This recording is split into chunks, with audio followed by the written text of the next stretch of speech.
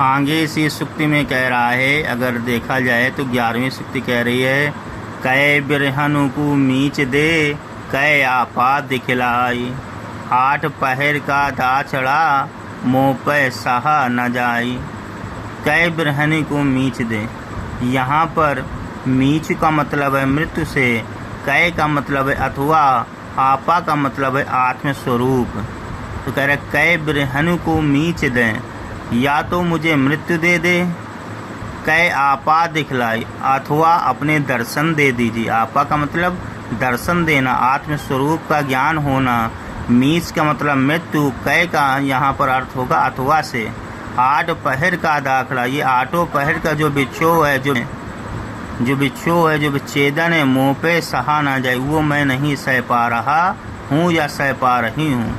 अगर इसका शाब्दिक अर्थ देखें तो ये निकलेगा कि यहाँ पर एक प्रीतमा इस जीवात्मा रूपी बिरहणी को बता रही है कि हे प्रीतम, इस जीवात्मा रूपी बिरहणी को या तो अपना दर्शन दो अथवा जान से ही मार दो, या तो मुझे अपने दर्शन दे दो या तो जान से ही मार डालो, क्योंकि ये 8 पहर यानी दिन रात इस तरह विरह में रहना, विरह वेदनों का झेलना मुझसे सहा नहीं जा रहा है। यहाँ पर यह आपको बताया गया है। इसमें जीवात्मा परमात्मा से मिलने के लिए व्याकुल है। यहाँ पर भी शांत रस की ही प्राप्ति हो रही है। आगे इसी में सुक्ति कह रही, सुक्ति नंबर 12 कि कबीरा रे के सिंदूर की काजल दिया न जाई, नैन रमैया रमी रहा दूजा कहाँ समाई। यहाँ पर कबीरदास जी कह रहे हैं कि सिंदूर की जो रेखा है उस पर काजल नहीं दिया जा सकता। कबीर रे के सिंदूर की काजल दिया न जाए, जहाँ पर सिंदूर भरा जाता है वहाँ पर काजल नहीं भरा जा सकता, काजल नहीं दिया जा सकता। ठीक उसी प्रकार से मेरे नेत्रों में राम बस गए हैं, उसमें दूसरा व्यक्ति कैसे समा सकता है। नैनु रमैया रमिरा, मेरे नैनों में राम रम गए हैं, दूजा कहाँ समाई, दूजा नहीं समा सकता है। अर्थात अब मुझ पर भगवान को छोड़कर किसी दूसरे का प्रभाव नहीं पड़ सकता। अब मुझे भगवान को छोड़कर किसी दूसरे का प्रभाव नहीं पड़ सकता। कबीरदास जी यहाँ यही बता रहे हैं। इसी में आगे और 13 नंबर की सुक्ति कह रही है कि सायर नहीं सीप बिन स्वाति बूंद बिनाई, कबीरा मोती नीप जय सुचि सिगर रिसर गढ़माई।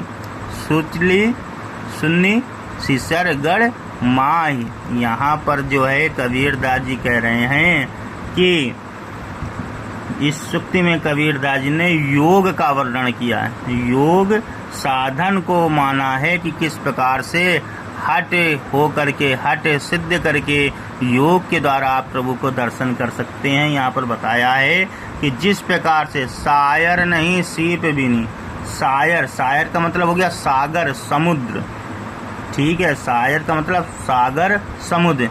नीपजय का मतलब क्या है, नीपजय का मतलब उत्पन्न होना। शून्य शिखर का मतलब क्या है, शून्य से शिखर तक पहुंचना, ठीक है, शून्य से शिखर तक। तो यहाँ अब इसका अर्थ है सायर नहीं सीप बिनी, कि बिना सागर किसी सीप और बिना स्वाति नक्षत्र के जल के भी शून्य शिखरगण यानी शून्य से शिखरगण में ब्रह्मानंद अथवा ब्रह्म चेतना के मोती उत्पन्न होते हैं। मोती उत्पन्न होने से तात्पर्य विवेक उत्पन्न होने से है। बात को समझिए पूरे का क्या है। कह रहा है कि सायर नहीं सीप बिनी स्वाति बूंद भी नहीं, कि जो सीप में मोती बनता है ये कैसे बनता है। अगर समुद्र नहीं होगा, समुद्र होगा, सीप नहीं होगा, सीप नहीं होगा या स्वाति बूंद होगी, इन तीनों का एक दूसरे पर आश्रय है।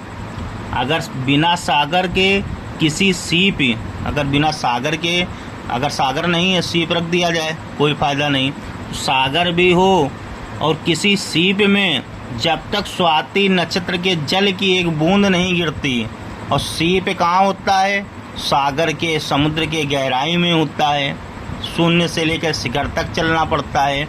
जब उस सीप के अंदर स्वाति नक्षत्र की बूंद एक पड़ती है तब जाके कहीं मोती का निर्माण होता है, तब मोती बनता है। यहाँ पर यही बता रहा है कि अगर किसी को प्रभु रूपी भक्ति को पाना है, प्रभु रूपी विवेक को पाना है, तो उसे अपने अंदर प्रभु रूपी जो सागर है, उसमें जो सीप रूपी जो भक्ति है, उसमें लगन रूपी स्वाति नक्षत्र की बूंद से ही वह विवेक रूपी मोती को प्राप्त कर सकता है।